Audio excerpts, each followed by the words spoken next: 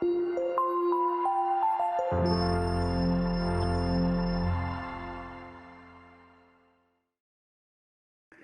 tal, hermanos? ¿Cómo están? Mi nombre es Alejandro López, por si alguno no me conoce, me congrego en la iglesia de Mercedes y bueno, es una alegría estar con ustedes para compartir algo de la palabra de Dios. Me pidieron hablar sobre el pasaje de Hechos, capítulo 2, versículo 42 al 47, y el título del mensaje es Señales de una iglesia viva. Dice así la palabra de Dios: y perseveraban en la doctrina de los apóstoles, en la comunión unos con otros, en el partimiento del pan y en las oraciones. Y sobrevino temor a toda persona, y muchas maravillas y señales eran hechas por los apóstoles, y todos los que habían creído estaban juntos y tenían en común todas las cosas, y vendían sus propiedades y sus bienes, y lo repartían a todos según la necesidad de cada uno. Y perseverando unánimes cada día en el templo y partiendo el pan en las casas, comían juntos con alegría y sencillez de corazón, alabando a Dios y teniendo favor con todo el pueblo. Y el Señor añadía cada día a la iglesia los que habían de ser salvos. Este relato, como ustedes vienen estudiando, viene después de que Pedro predica la palabra, después de Pentecostés, y muchas personas se arrepintieron, se bautizaron y fueron añadidas a la iglesia, y nos muestra lo que esos primeros cristianos, esos primeros convertidos por la predicación, comenzaron a hacer. Y es muy interesante ese título, ¿no? Señales de una iglesia viva. Hace un tiempo, recuerdo, Esteban Bates estuvo en un campamento acá en Mercedes hablando sobre las cartas a las iglesias. Y una de las cartas más duras, quizás, es la carta en Apocalipsis a la iglesia de Sardis. Y cuando pensaba en el mensaje y pensaba señales de una iglesia viva, automáticamente venía a mi memoria ese mensaje del Señor a una de las iglesias y dice así: escribe al ángel de la iglesia en Sardis, el que tiene los 7 espíritus de Dios y las 7 estrellas, dice esto: yo conozco tus obras, que tienes nombre de que vives y estás muerto. Tienes nombre de que vives y estás muerto. No voy a leer toda la carta, pero me venía a la mente esa frase, porque a veces cuando pensamos en una iglesia viva, podemos pensar en una iglesia que tiene muchas actividades, que tiene muchos programas, que permanentemente está haciendo cosas. Y cuando nosotros pensamos en el concepto bíblico de vida, tiene que ver en primer lugar no con el movimiento y la actividad, sino con la comunión con Dios. El Señor Jesús, hablando a sus discípulos poco antes de su muerte, les dijo: yo soy la vid, vosotros los pámpanos.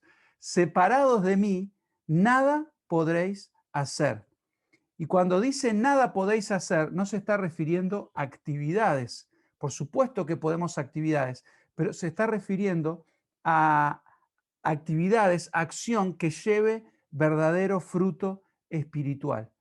Entonces, cuando pensamos en señales de una iglesia viva, no vamos a pensar en señales de una iglesia activa, sino señales de una iglesia que está ligada, que permanece ligada, unida al Señor Jesús. Esta iglesia de Sardis evidentemente tenía muchas cosas, hacía muchas cosas, pero se habían separado de Dios. Qué triste pensar que una iglesia pueda seguir funcionando, pero la presencia de Dios ya no esté en ellos, no sea Dios quien obra a través de la iglesia, sino la iglesia continuando con ciertos ritos, con ciertos programas, con cierta liturgia, pero que el Señor ya no está ahí. Y ese mensaje a Sardis fue un mensaje de advertencia. Entonces, cuando hablamos de iglesia viva, hablamos primero que nada de una iglesia que está unida al Señor. No tiene tanto que ver con la apariencia, sino con la esencia. Tampoco estamos hablando de una iglesia perfecta. La primera iglesia, los primeros cristianos, a veces nosotros lo idealizamos o tenemos una visión romántica de lo que fue la primera iglesia, pero basta continuar leyendo un poco en el libro de Hechos para darnos cuenta que no era de ninguna manera una iglesia perfecta. Tenía prácticamente todos los problemas que tenemos nosotros hoy, ¿no? Problemas de murmuración, problemas de divisiones, oposición que ellos tenían que enfrentar. Y había mucha cosa que distaba de ser una iglesia perfecta. John Stott dice, hay una tensión entre lo que la iglesia aspira a ser y lo que la iglesia en realidad es, ¿no? Hay en la Biblia una tensión en lo que ya es y lo que todavía no somos. Por ejemplo, cuando pensamos en la santidad, ¿no? La Biblia en algunos pasajes dice que nosotros somos santos en Cristo, pero también nos desafía a santificarnos. En cuanto a la unidad, la iglesia dice que la Biblia dice que somos uno en Cristo, pero también nos desafía a mantener la unidad y ser diligentes en eso. Entonces, hay algo que Dios está haciendo todavía. El apóstol Pablo les dice a los filipenses, estoy persuadido que el que comenzó en vosotros la buena obra, la perfeccionará hasta el día de Cristo. Entonces, cuando hablamos de una iglesia viva, no estamos hablando tampoco de una iglesia perfecta, pero qué lindo que podamos ver, y ese es el desafío, que somos una iglesia que buscamos permanecer en Dios, para que el Señor pueda seguir trabajando en nosotros y a través de nosotros. Tenemos que recordar que la iglesia es la iglesia de Cristo. Es Él que edifica la iglesia, pero nosotros como miembros de la iglesia tenemos también responsabilidad y de eso es lo que vamos a hablar. Cuando yo pensaba en esto, leía varias veces este pasaje y lo primero que me vino a la mente es decir, bueno, las señales de una iglesia viva son que perseveraban en la doctrina, lo que está en el versículo 42, ¿no? Persevera en la doctrina, persevera en la comunión, parte el pan y oran juntos. Pero después de meditar un rato en esto, creo que en realidad esas no son las señales de una iglesia viva, sino que esas son las condiciones que hacen que una iglesia sea una iglesia viva. Esas son las condiciones que nos acercan al Señor y nos hacen permanecer en Él. La vida no viene de las cosas que hacemos, la vida viene del Señor. La vida no viene de las actividades, pero sí nosotros tenemos la responsabilidad de permanecer. Jesús le dijo a sus discípulos, permanecer en mí. Él da la vida, Él nos hace llevar fruto, pero es nuestra parte permanecer en Él. En un misterio que a veces no entendemos, como la soberanía de Dios, Él tiene sus propósitos y Él va a hacer la obra, pero hay cosas que nosotros tenemos que hacer. Y lo que nosotros vemos en este pasaje son dos verbos que sobresalen.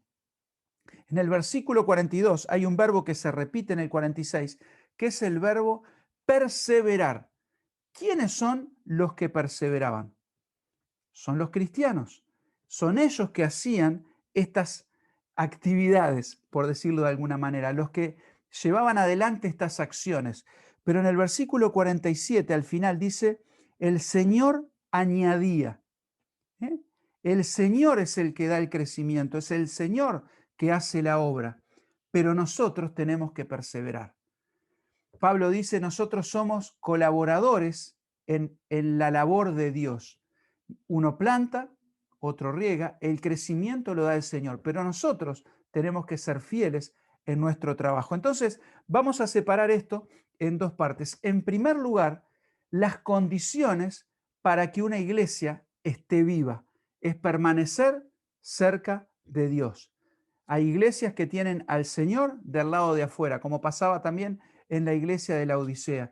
Hay iglesias que se alejaron del Señor, como pasaba en Sardis. Seguían con las actividades, pero estaban muertos, muertos porque estaban lejos del Señor. Y estos primeros cristianos hacían cuatro cosas, que es lo que vamos a ver, que era lo que mantenía a esa iglesia viva y una iglesia donde Dios pueda actuar. En primer lugar, dice que perseveraban en la doctrina de los apóstoles, ¿no? Había un interés, y esa palabra perseverar tiene que ver con eso, con aferrarse, con mantenerse firmes en algo. Y ellos se aferraban a la enseñanza de los apóstoles. Cuando Jesús asciende a los cielos, Él dice a los apóstoles, cuando los envía, id por todo el mundo y predicad el evangelio a toda criatura, bautizándolos en el nombre del Señor, del Padre, del Hijo, del Espíritu Santo, y enseñándoles que guarden todas las cosas que os he mandado. Había una enseñanza, había una fe, un conjunto de verdades que los discípulos, los apóstoles tenían que enseñar y los creyentes tenemos que guardar. El Señor no puede obrar cuando hay desobediencia, ¿no? Ustedes permanezcan en mí y mi palabra en vosotros, ¿no? Tenemos que obedecer. Ahí en Juan 15 es claro que la permanencia tiene que ver principalmente con la obediencia.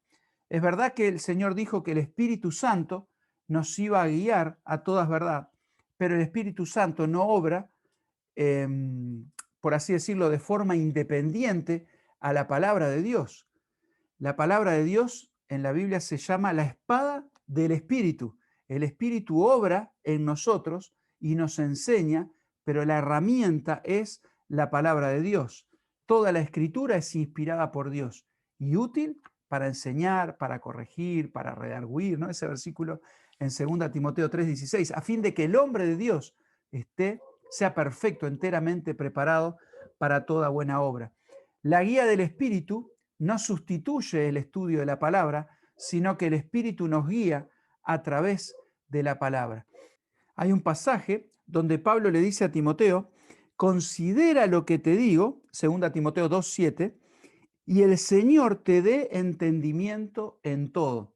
Entonces hay una consideración, hay una reflexión, una meditación en la palabra de Dios, y a través de esa meditación el Señor nos da el entendimiento a través de su Espíritu. El Espíritu Santo nos ilumina y nos guía, pero nunca aparte de la palabra de Dios. Está llena la Biblia de promesas de bendición para aquellos que meditan en la palabra de Dios. Josué capítulo 1, versículo 9, nunca se apartará de tu boca este libro de la ley, sino que de día y de noche meditarás en él, para que guardes y hagas conforme a todo lo que en está escrito, porque entonces harás prosperar tu camino y todo te saldrá bien. Salmo 1, ¿no? Bienaventurado el varón. Y ahí más adelante dice, en su ley medita de día y de noche.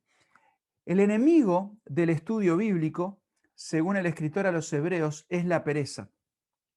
Y una cosa que es interesante y tenemos que reconocer es que muchas veces la pereza nos gana. Yo no sé en la vida de ustedes, pero a mí muchas veces me pasa que me resulta muy fácil sentarme frente a una pantalla a ver, por ejemplo, una serie y estar quizás una hora, o como Netflix ahora, ¿no? Siguiente capítulo, y quizás 2 horas mirando una serie de televisión, mirando un partido de fútbol, revisando las redes sociales, pero ¿cómo nos cuesta estar un tiempo de calidad frente a la palabra de Dios? El apóstol, iba a decir el apóstol Pablo, el escritor a los hebreos les dice a los creyentes en el capítulo 5, versículo 11, dice, acerca de esto tenemos mucho que decir y difícil de explicar por cuanto os habéis hecho tardos para huir. Y esa palabra tardos es la misma que usa en el capítulo 6, versículo 12, que dice a fin de que no os hagáis perezosos. Es esa palabra de pereza, de pesadez, tardos para huir, debiendo ser ya maestros.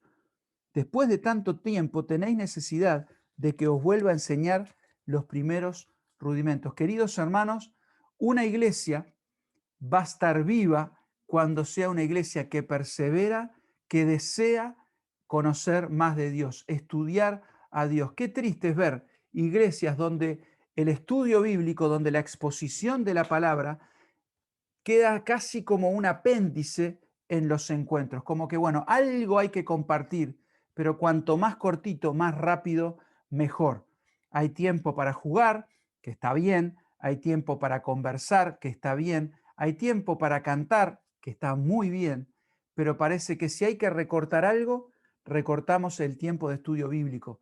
Hermanos, si hacemos eso, si dejamos de perseverar en conocer la palabra de Dios, pronto nos vamos a transformar en una iglesia muerta. Los líderes tenemos o tienen una especial responsabilidad en esto. El apóstol Pablo le dice a Timoteo, lo que has oído de mí ante muchos testigos, esto encarga a hombres fieles que sean capaces también de enseñar a otros. Hay hermanos en la iglesia que Dios levantó y capacitó para enseñar su palabra. Y si bien es cierto que cada creyente tiene responsabilidad de conocer la Biblia, de estudiarla, también es cierto que Dios dio dones a hombres para que edifiquen la iglesia a través de la meditación de tu palabra. Pastores, líderes, ancianos, tengamos cuidado de dejar de perseverar en la palabra de Dios. Pero hay otra condición que también se menciona acá para que una iglesia sea viva. Y dice el capítulo 2, 42 de Hechos, perseveraban también en la comunión unos con otros. Perseveraban en la comunión. Una evidencia de que hay vida, pero también una condición para que esa vida se mantenga, es que hay un deseo de estar juntos los creyentes. Esto es algo que a mí me sorprende mucho, cómo personas del mundo, digamos así, ¿no? Personas que no son cristianas, no tienen problema en pasar horas juntos.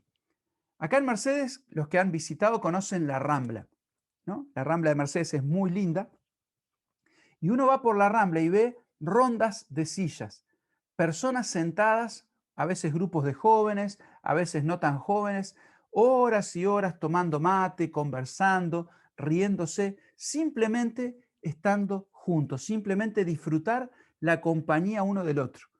Y a mí me sorprende a veces cuando nosotros vamos a la iglesia porque tenemos que ir y llegamos lo más tarde posible y nos vamos lo más temprano posible, como para que el pastor o el anciano no me llame y me diga, ¿qué te pasó que no entraste a la reunión o no viniste a la reunión, no entraste al Zoom? Como una obligación. Hermanos, si en tu vida es una obligación juntarte con otros creyentes, probablemente no hay en vos vida espiritual.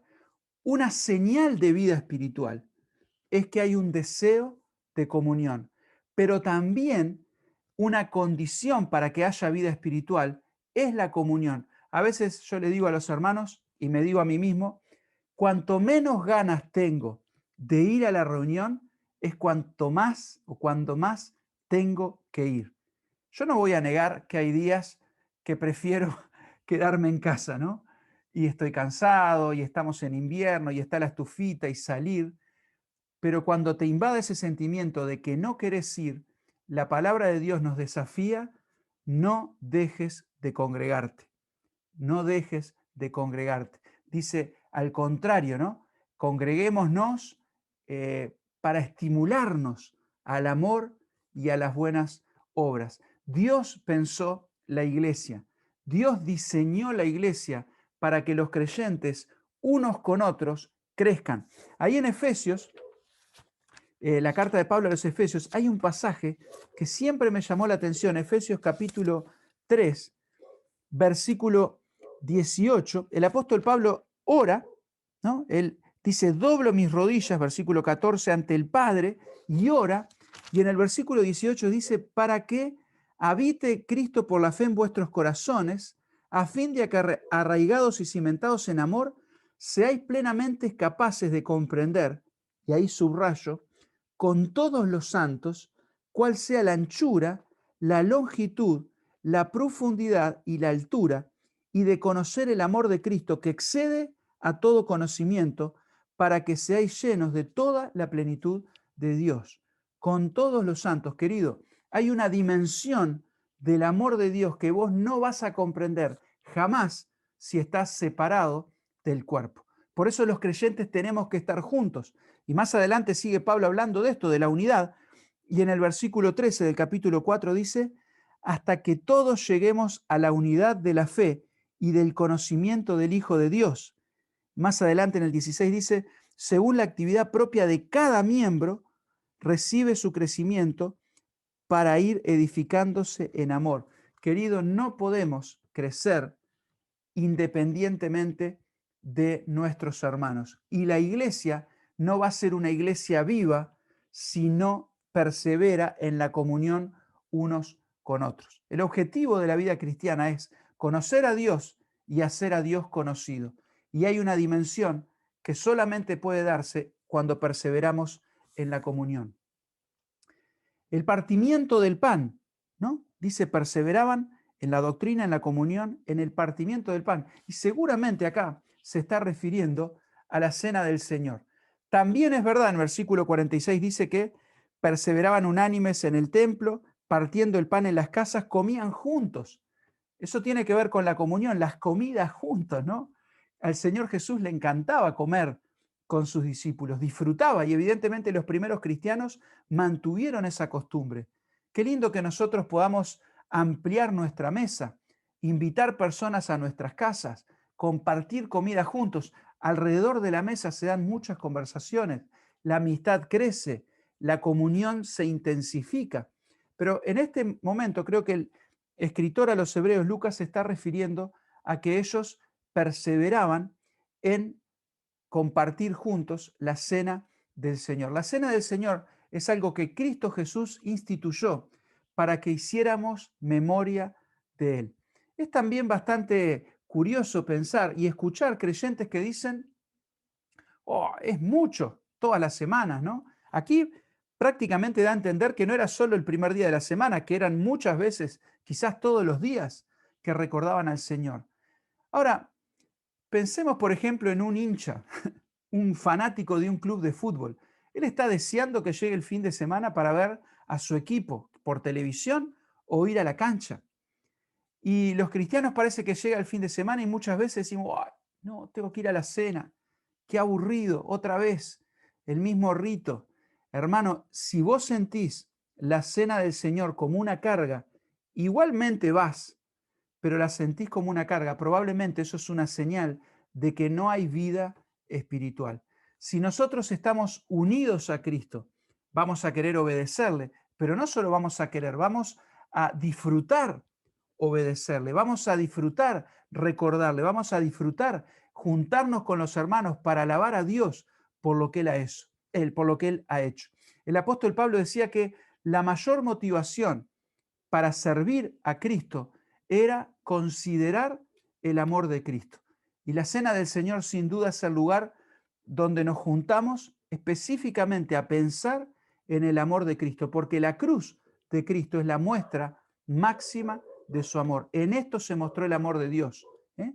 En que Cristo murió por nosotros, siendo aún pecadores. Cristo murió por nosotros. Y en la cena nosotros le recordamos, ahí 2 Corintios en el capítulo 5 dice que el amor de Cristo nos constriñe pensando en esto, que uno murió por todos, luego todos son muertos y por todos murió para que los que viven ya no vivan para sí, sino para aquel que murió y resucitó por ellos. Hermanos, perseveremos en ese mandamiento del Señor, en juntarnos para recordar a Jesucristo a través del pan, a través de la copa.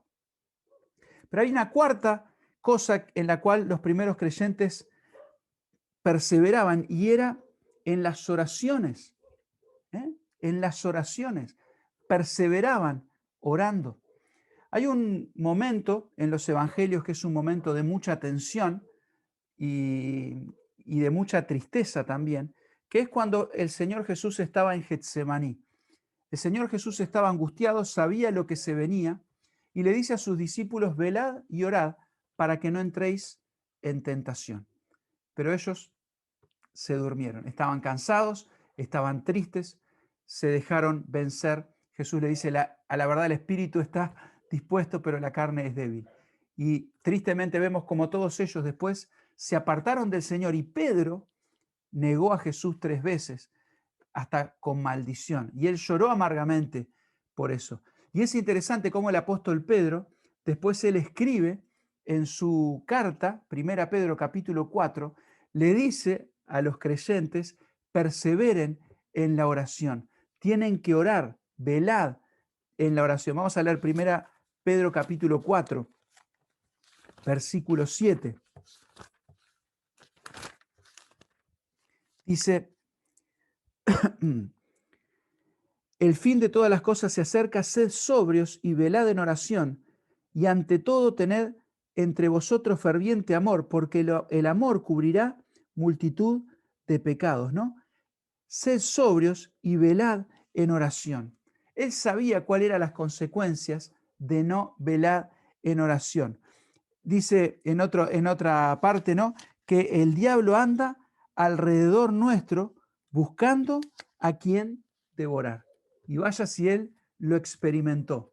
Satanás te ha pedido para zarandearte como a trigo, mas yo he rogado por ti para que tu fe no falte.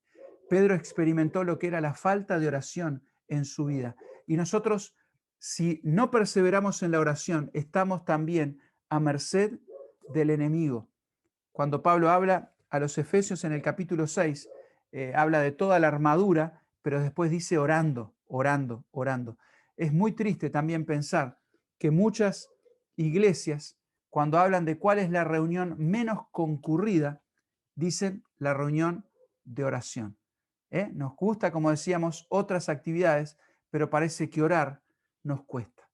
Cuando nosotros no oramos, estamos mostrando que realmente no tenemos dependencia del Señor. Nos parece que con nuestra propia fuerza, que con nuestro propio ingenio, que con nuestros propios métodos vamos a llevar adelante su obra. Una iglesia que no ora es una iglesia que va en camino a morir.